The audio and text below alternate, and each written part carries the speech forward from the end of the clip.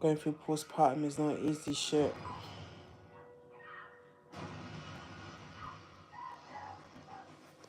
Yeah, miracle sleeping.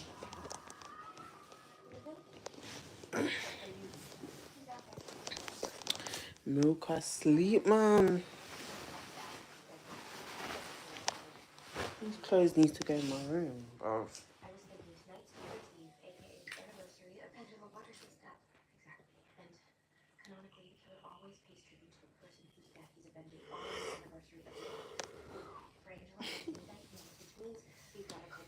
This vape shit. Do you know what makes vapes, Anisha? What? Butter? No. Electricity. That's what I just said, battery and liquid. That's not electricity. Is this girl alright? Is this little boy alright?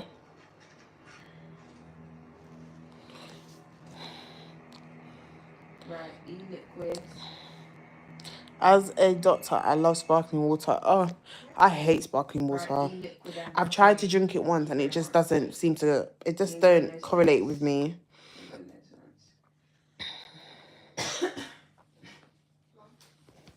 How do I feel about my sister vaping? Well, bless him, he can't really do nothing, you know. But I don't like smart whips. I can't be around anyone that does smart whips. I can't, I crash out too much. I start to have like a heart attack. Like, I feel like my heart's closing in. I know it sounds very strange, yeah, but I can't be around anybody that does a smart whip at all. I've tried to see if I can conquer that, but I can't conquer it.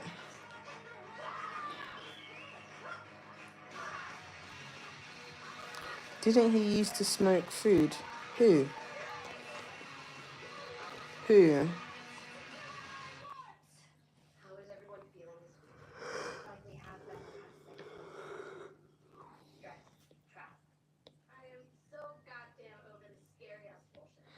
Hey, Nay, no, I haven't muted the chat.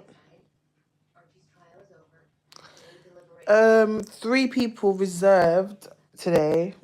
I think I have 3 more, out of the pre-orders. And then I won't be doing it anymore until I come back from Jamaica. The PTSD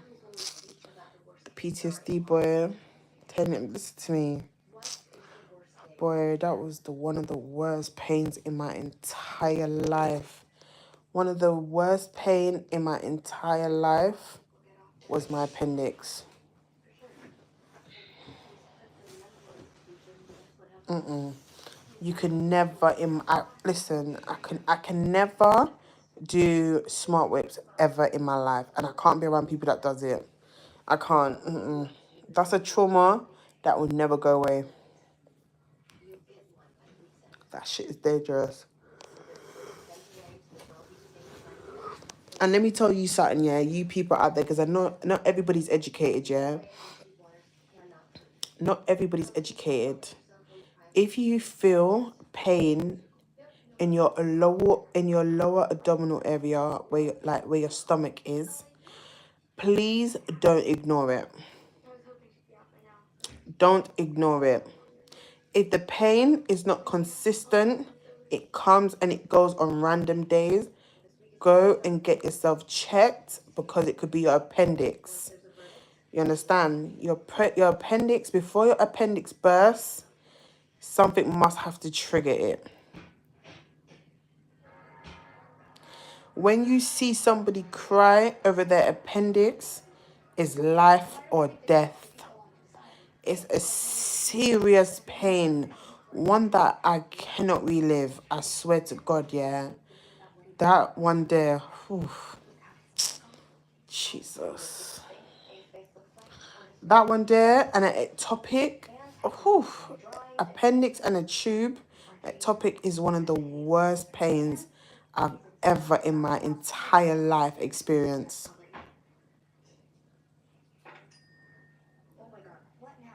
So I always say, yeah, if I had the chance to just remove it when I was younger, I would have done that. Because technically, you don't need your appendix to survive. You don't. It's just, appendix is just an extra organ. So you see how God makes you and he gives you 2 kidneys, 2 livers or whatever. An appendix is just there, like, it's just an extra organ that the body doesn't need. Okay? But you see, when the appendix bursts, mighty God. Boy. I think that's why when I was in Dubai, yeah, and I did that video of me and Tanisha in a bikini. You must see it's on my TikTok. There's a huge dent in my stomach, and people keep saying like, "Why is your stomach like that? Why is your stomach like that?" Darling, I'm not insecure about my stomach. I've had that scar ever since they took out my appendix or my tube. One of them two. It makes my stomach look dent. Like everything will look straight, and then it goes dun. It has a big dent in there. I think I've shown you like it before. How long does postpartum last? Boy, I don't even fucking know. I would like it to go away. Rate the pain out of 10. 1,000. 1,000. 1,000. Boy, like, it's just... Bro, let me tell you, the pain's so bad, you'll just give up. The pain is so bad that you would just give up. Was it worse than birth? Jesus. Worse than birth. You see, from the time I said that, yeah, I remember I cried when I was going through contractions. Remember, let me tell you something. With contractions, they come and they go. So you have a little bit of a break. With appendix and ectopic, the pain is consistent. You don't have a 5 minutes break. You don't have a gap to catch your breath. It's non-stop. With labor, the contractions are mad, but at least it goes, and then you count to a 10, and then okay, it's coming back, it's coming. No, appendix and ectopic. Oh, you're mad. That's a consistent pain, bruv. But talking about it's just making me shake. I don't think anyone understands. Not like I wouldn't even wish for my worst enemy to go through any of that. Are you mad? Nay, I just answer that question. I said appendix is worse than labor.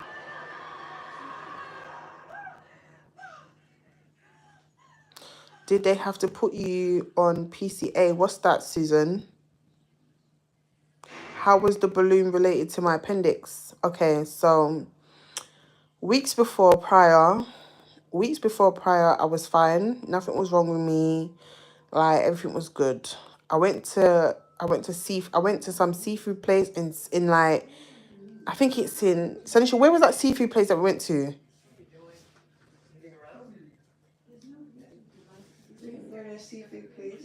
We did went to a seafood place, darling.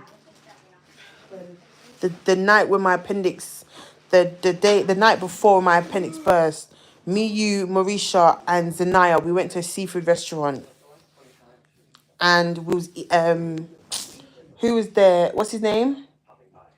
MJ was there with us, and they gave us the bag of seafood, and we had cans. We had cans. They gave us like the little can thing. I can't remember the place, but anyways, we went to seafood. We went to go get seafood, and when we went to go get seafood, I ate seafood. Yeah, we got home. When we got home, MJ was there. So everybody's doing balloons, which is the smart whip. Now I'm on TikTok live. Yeah, I'm on TikTok live, people. You sure it was seafood? It was seafood. That's why I don't like seafood.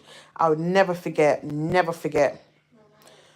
And let me tell you why I will never forget. Because when I was throwing up in the van, when I was throwing up in the hospital, it was bare seafood that came out of me.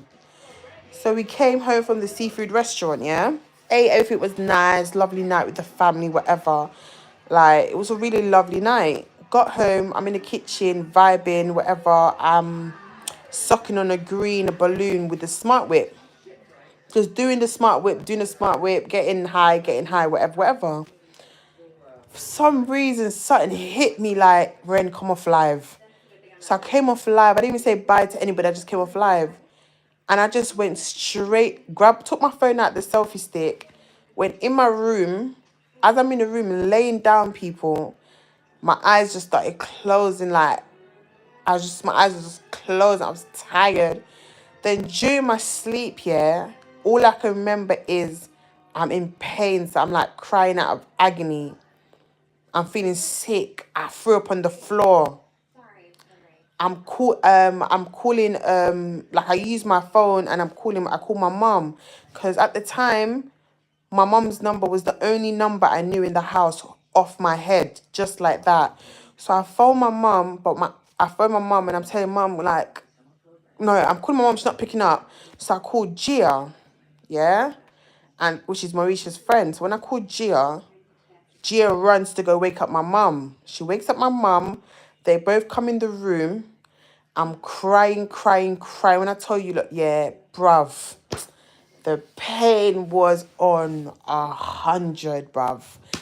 I was shaking. I was vomiting. Like, froth started coming out my mouth. When I tell you froth, like, and I couldn't open my eyes. The froth was just blah, blah, blah. My mum was hitting me, saying, Renee, open your eyes. I just kept holding my stomach while I was on the bed. So my mom's calling 999, we're calling 999, we're calling 999. No ambulance is available. What's the patient doing? What's the patient doing? Oh, please don't give her nothing to drink. Don't give her nothing to drink. Just keep her on her side. Remember, I'm still vomiting at this point, yeah. They're asking what colour is my vomit. My mom's telling her it's green. The vomit is green. Bear in mind, yeah, at this point I'm screaming like you would think the way I was screaming, you would have thought somebody's in the house torturing me because I was on 10 with the scream. Like, the ambulance didn't come. It was like 35 minutes gone now. No ambulance still there. My mom's called back. My mom's like, we need an ambulance.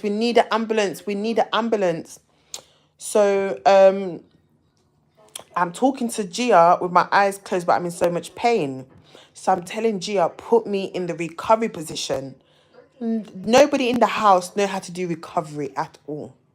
So she's saying, Ren, I don't know how to do that. Like, how do I do it? So I'm telling her how to do it, and I'm trying my best to make her life, oh my God, don't let me cry.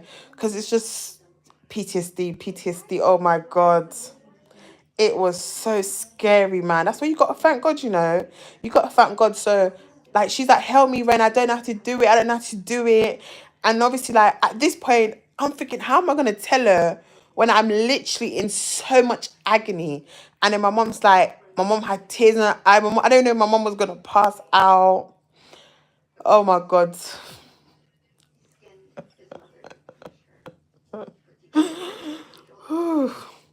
My mom was just like, I don't know, Marie was shocked. I think she was in shock. Like, at one point, my mom kind of like froze because she just didn't know what to do with herself. And then, like, I was vomiting non-stop. Like, I would say the vomit was like the vomit was like contractions to me because the vomit was coming like every minute, probably like every 2 minutes I'll be vomiting up green stuff, and it was just, the water was just green. There was no more food in it. It was just green, and it was kind of bitter. So obviously she put me in a recovery position now. I'm leaking out of vomit. Like, vomit is just coming non-stop. My mom's called the ambulance. This is an hour, you know, people. 1 fucking hour, you know. Maureen started cussing on the phone, going mad. The ambulance came now from the back entrance for the back gate. And then they got the stretcher.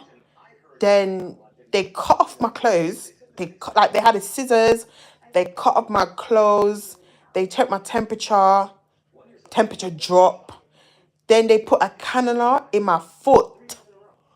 When they put that cannula in my foot, the way I screamed, oh my God, it was so painful. Like, because they couldn't find no pores in my arms. They couldn't find like, not pores, like they couldn't find a good vein in my arm. They said that how much like my veins are weak, not showing. So they got it for my foot, and I'm talking the top of my foot, like the surface of your foot. That's where they put the cannula. Got in the van now. As I got in the van, I started vomiting more. The pain was bad. All I know from there, people, all I know from there, I can't tell you what happened. I'm in the van. They put the blood pressure on my arm. I'm crying. The lady's telling me to hold on, hold on. Like she was one. I'm not gonna lie. The ambulance people was really, really lovely people. That's why no matter what we go through in life, we have to be really grateful for NHS. Listen, not, as much as NHS is lacking right now and they're short of staff and they're not always quick to come, we as Brits, we have to be really appreciative with NHS, because when I tell you, yeah, when you look at a lot of countries, they don't have great healthcare. They do not have great healthcare. Healthcare is a struggle in a lot of other countries. Like it's bad. So no matter what, you really got to truly appreciate the United Kingdom when it comes to NHS as well. 100%. They're not perfect. They're lacking of staff, but it's still better than a lot of hospitals in the other countries. So obviously now we're in the van. Guys, I'm not gonna lie. I thought it was it for me. Big man thing, I thought, yep, I'm done. I'm a goner. Like, I can't make this one. I can't do this one, bruv. Nah, I'm done now. But you see, yeah, when they blue light me in, all I remember just passing out. I remember my eyes closed. I don't know what has happened. All I could see was blue sirens, blue sirens, blue sirens. They was driving so fast, so fast, so fast. And then they just rushed me. They just rushed me into theatre.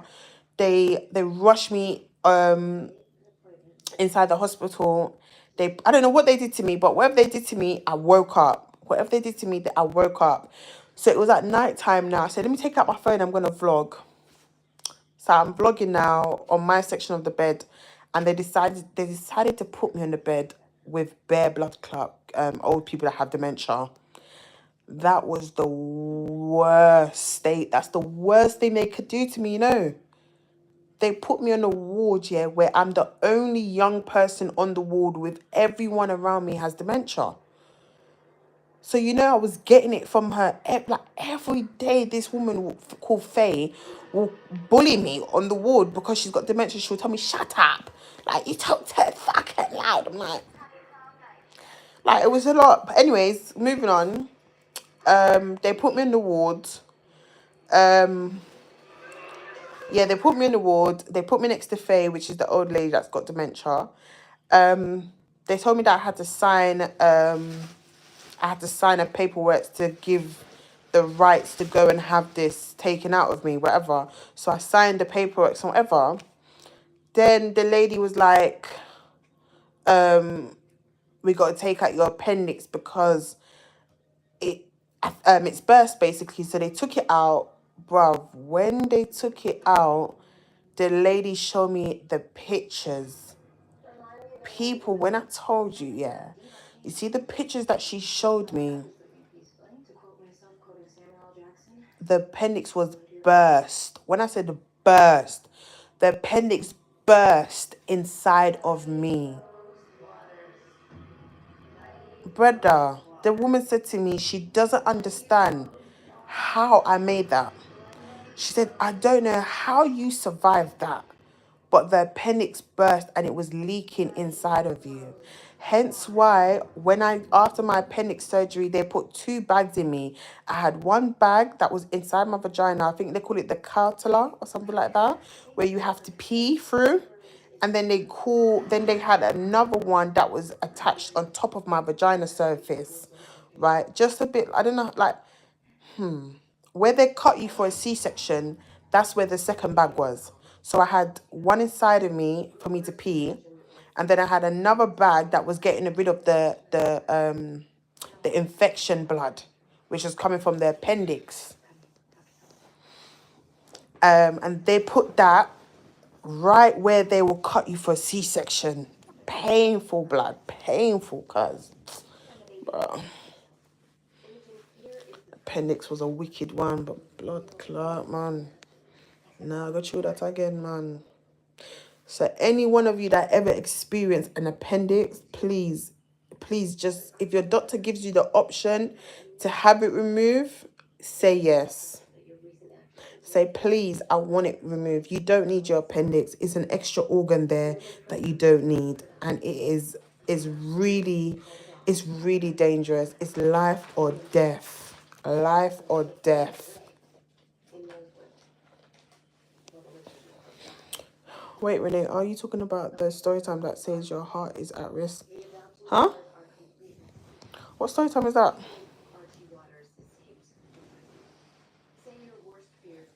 Nurse here, but I know you did very well. Boy, it's horrible, man. Ectopic as well, my God. Ectopic pregnancy is one of the deadliest shit ever.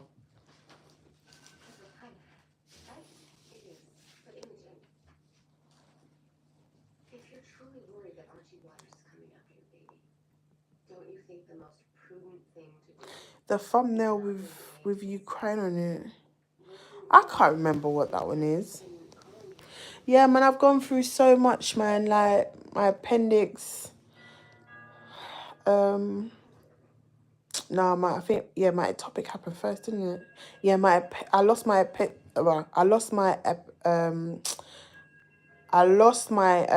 fallopian tube in 2020, I think.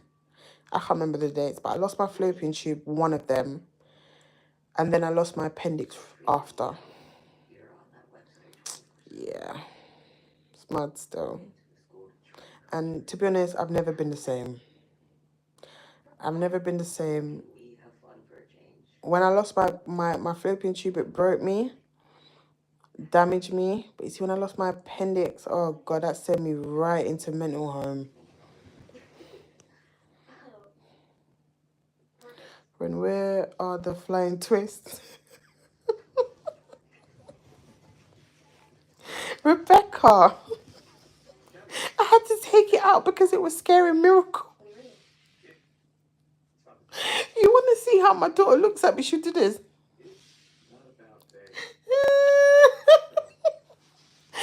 My daughter don't like it. And I tell myself that's so bad.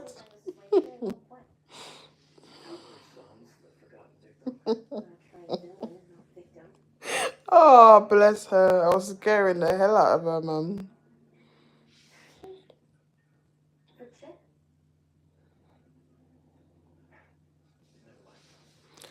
Oh, Zena. Hi, Zena. I never forget the video when you was in the hospital and you literally pulled something out of you while in the bathroom in the hospital. Was that your ectopic experience? Yes. Oh. Bro, all I can say is, yeah, when it comes to a woman, never let someone convince you that you're going crazy.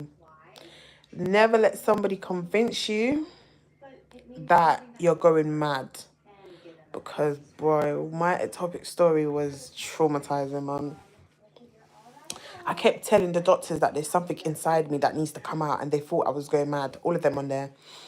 All of them on the ward I think they wanted to section me or something, because I kept saying to the nurses, there's something in me and it needs to come out. I think they thought I was being possessed, or like somebody was attacking me or something, because they wasn't listening to me.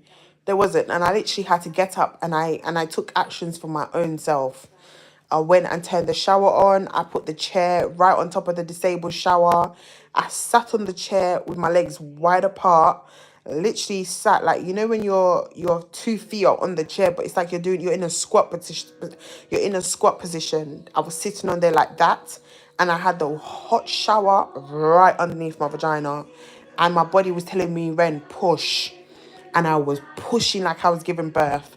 and all you see a lady ran into the bathroom and was like, oh my gosh, I can see something. Okay, Ren, after me, Ren, push, okay? Push. And when I push with every bit of me, people, it flew. Shush. You just see it fucking massive. It's just so big. And when it came out, this is me.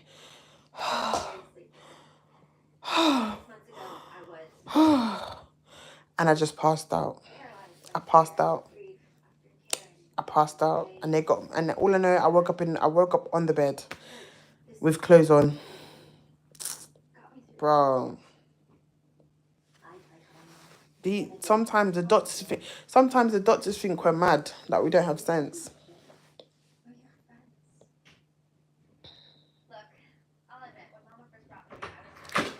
What? Miracle was like, you have to choose between me and those flying twists, Mr. People. I had the twist on, and I twist up my hair, and I don't know, I had it in my hand, and she just kept crying every time. Every time she would look at the twist, she'll bawl. Go, babe.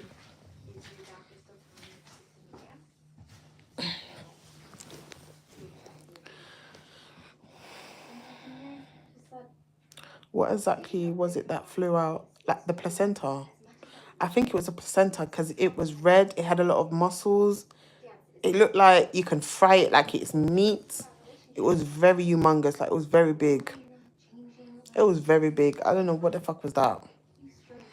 But all I can say, yeah, as soon as I pushed and the lady was counting and everything, and she was like, Renee, because what happened was, because I was skin out, and because I'm sitting on the chair and I'm skinning out my front, and I'm like, something's in me.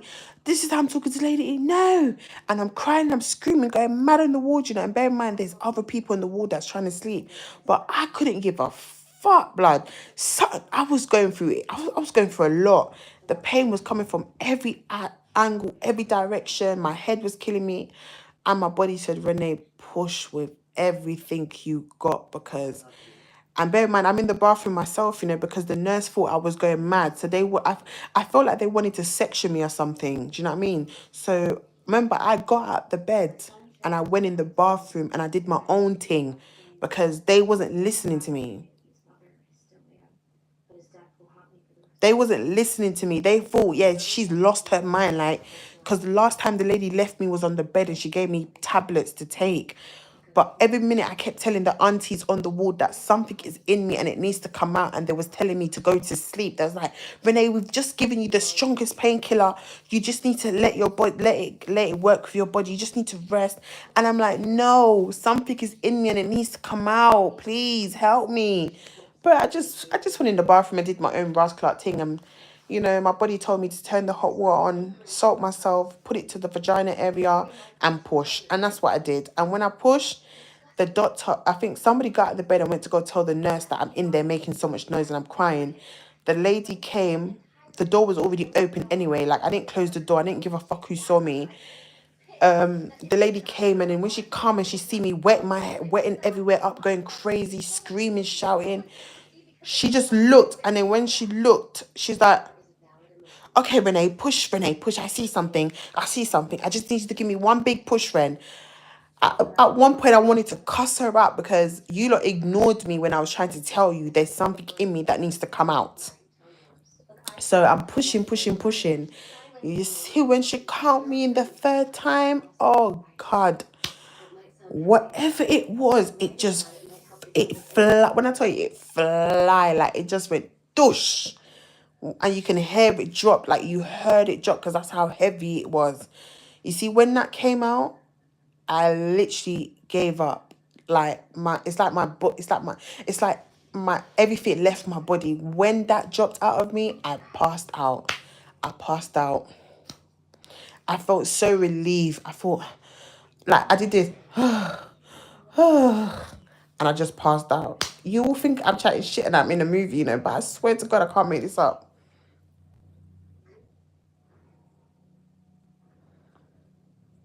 I don't know where it is. All I know is that they told me to sign some documents because it needs to go to the lab to go get tested. That's what they said to me, you know. I signed the paperwork, it's all now. I don't know what they went to go do with that blood clot. I don't know what they went to go do with that. Until this day, they won't tell me where it was. Probably an alien.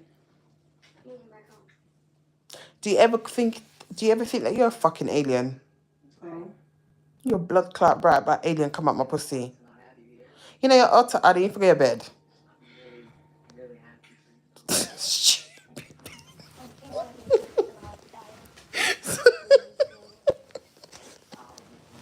Salisha's so fucking probably an alien.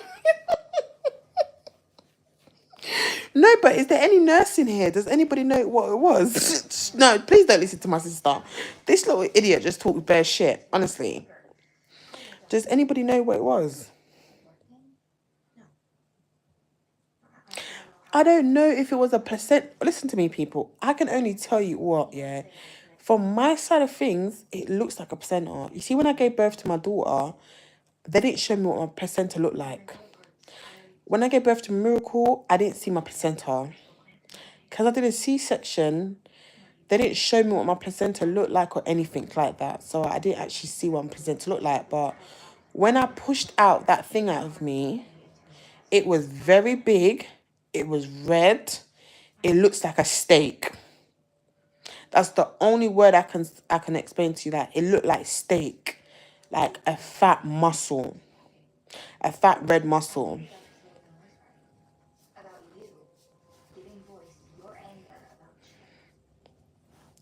But my thing is, yeah, because I'm not really educated on certain things, why did I have a placenta when there's no baby in there?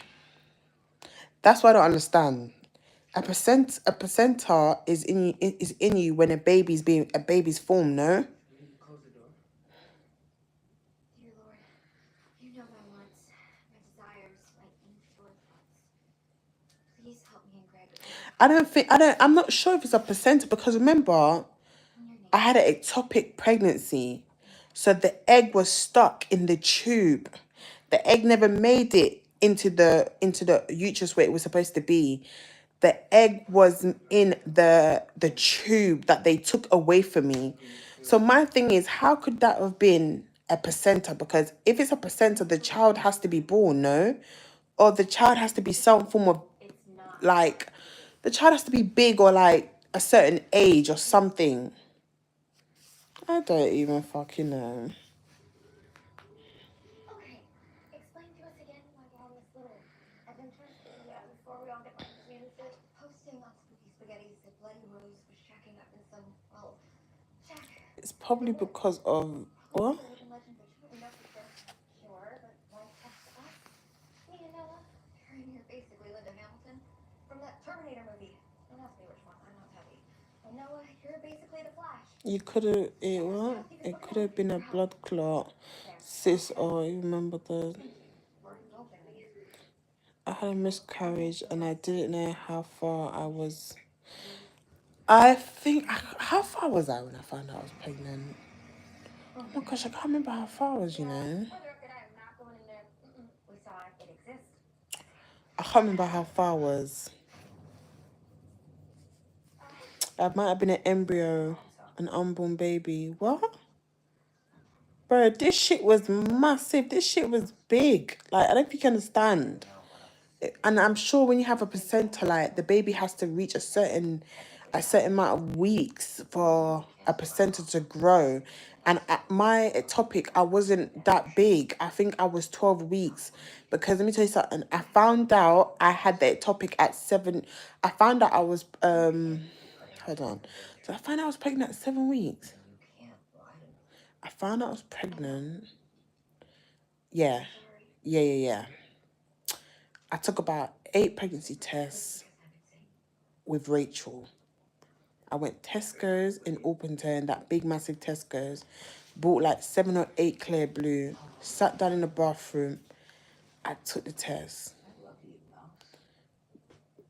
I was going through domestics.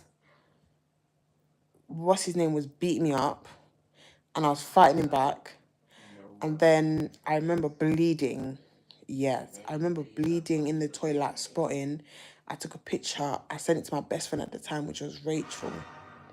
When I sent it to Rachel, she's like, Ren, go hospital. I went hospital. You see, when I went hospital, they was like, oh, you're pregnant, but you're having an ectopic. Uh-huh. I remember I found out at Orpington in my apartment, and I was in the process of moving houses, hence why I moved to Brentwood, which was a 3-bedroom house. And then I started the procedure. I started the first lepotox. What's that fucking surgery called? I started the first surgery at the hospital near Orpington, because the first surgery that I did, laparoscopy or something, they wanted to see if they could save the tube. So they went in, they made me do surgery, they admitted me on the wall to see if they could take the egg out of the tube and save the tube itself. Unfortunately, when they attempt to do so, remember, they went in and everything, you know, they did what they did, they stitched me up here, just to tell me, yeah, that they have to operate me again. When they went in the first time, you know, 'cause remember, I remember I went downstairs at the department, I did my tests and my everything. I remember crying after my scan, and it was like, oh, you're having ectopic, Renee, and I broke down in tears. I was on the floor. I remember like yesterday. So I did 2 laparoscopy. I did 2 of those in one, I think, in like a month apart or something like that.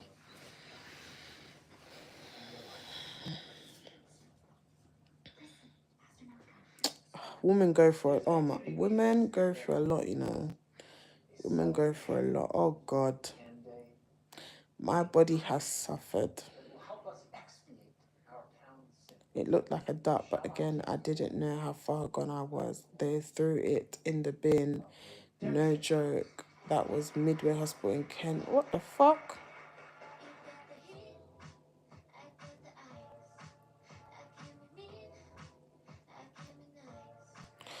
Fam, I think and I should have sued the hospital, you know, because let me tell you something. When they went in the first time to try to save the tube, yeah, they told me that the egg is just gonna come out now. Weeks later, guys, remember I'm bleeding, yeah? I had my pad and everything. I'm bleeding. They said to me, to come back for the injection in my bum. They're gonna see if they can. They're gonna see. That was it. They said to come back, and that's how I feel like the hospital failed me, you know, because when they went in for the first surgery, they said that they can try and save the tube. When they tried to save the tube, they end up not taking the egg out. They left the egg in the same place that it was stuck, and then after they left the egg in the same place it was stuck, they gave me the injection in my bum, which is supposed to get rid of the egg. The injection that they gave me in my bum is supposed to get rid of the egg that's stuck in my tube. So a week later, I had to go back for a checkup. Because they've already given me the injection. So now they want to see if the egg is gone. So I went for an ultrasound and all these things to find out, people, the egg has not moved. The egg is still there, causing me a lot of pain. These times now, remember, I'm in between moving houses from Orpington to Brentwood. So I transferred now hospitals because now I've moved to Brentwood. So Romford would have been the main hospital.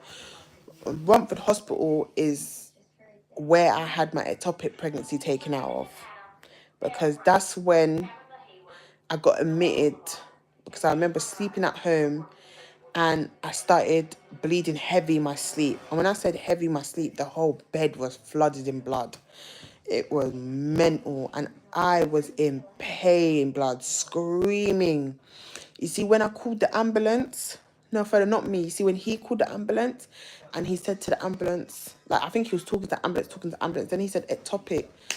The ambulance came to the house within like 3.5 minutes. I can't make this up. That's the quickest I've ever seen an ambulance in Great Britain.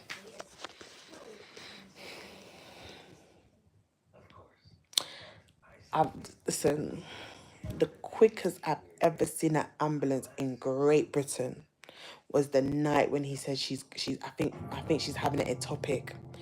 They came with flying colours. Flying colours. Went straight into A&E. When I tell you, yeah, I just looked at him, he put me in the van and he said goodbye. Not even see you soon, not even I'm coming to that ambulance, nothing. He just put me on the stretcher. I didn't hear nothing from him. He was gone. I'm on the ambulance bed now. I'm crying. I'm in so much pain. I'm screaming. I'm kicking the place. My legs are everywhere. My hands are everywhere. I was holding onto the woman's hand. I was crying so much. Like, they blue light me in again. And you see, from when they blue light me in, I saw them pick up the phone. And she gave me the gas and air, and she told me, I want you to suck on that, but I don't want you to do it too fast, Renee. I want you to suck on it and just keep sucking on it. It will help reduce the pain. So I was doing what she told me to do. She picked up the phone. She said, we have a 29, I can't remember my age at the time. For example, she would say, like, we have a 29-year-old young female, black, Black Caribbean. She has ectopic pregnancy. It looks as if like the ectopic has burst. So we really need to rush her in. Her temperature has her blood pressure has dropped. Guys, when I tell you, blue light the fuck in, scissors me, cut my clothes, like they cut my clothes, everything.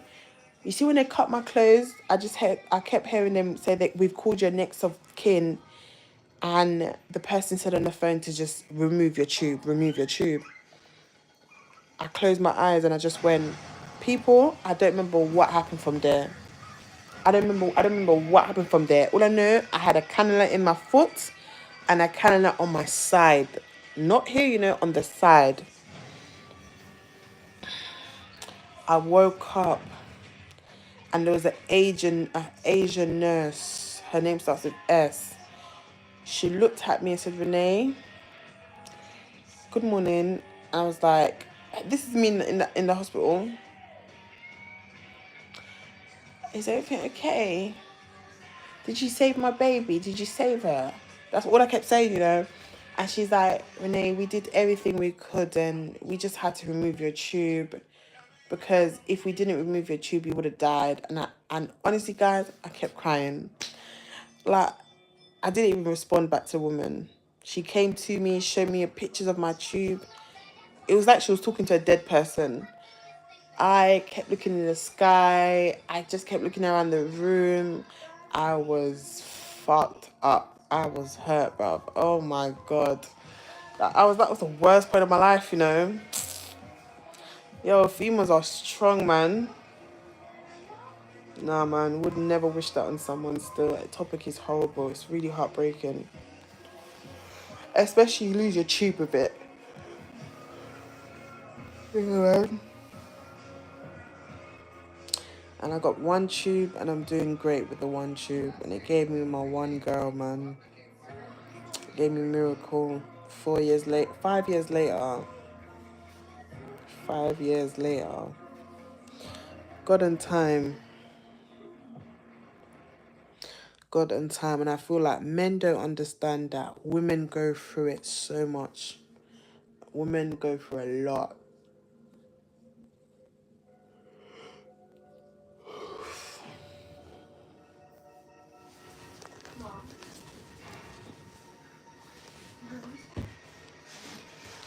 Oi, you alien girl, bruv.